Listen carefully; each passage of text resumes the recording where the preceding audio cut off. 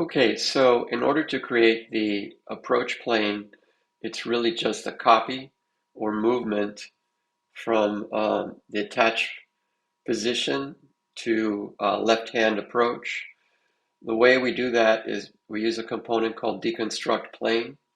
So we take our original attached plane and we essentially grow a line from it so we can preview where or how long is the offset.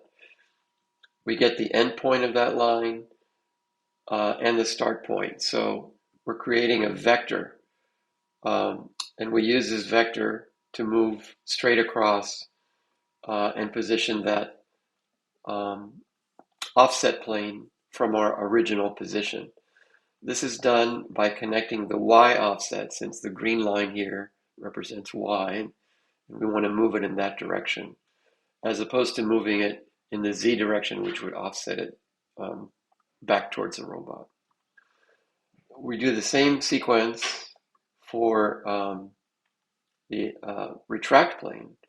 And in this case, the only difference is that instead of using the deconstruct plane and moving in the y direction, this time we're moving in the z direction. And this gives us another plane that allows us to, once we open the gripper and release the stick, we can back away from it without colliding or interfering with any of the assembly. So this is essentially the logic for each of these.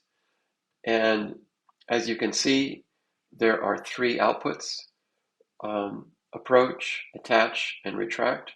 Those planes are sent to their targets with their separate approach speed. If you want to change the speed for each one, you can. And the precision of placement. So we might not care to have a high precision for the approach or retract, but you'll need a high precision or low zone number for the attach. Those are all then given to the merge component, and we upload a single cycle per stick. So let's talk about that a little bit more in depth.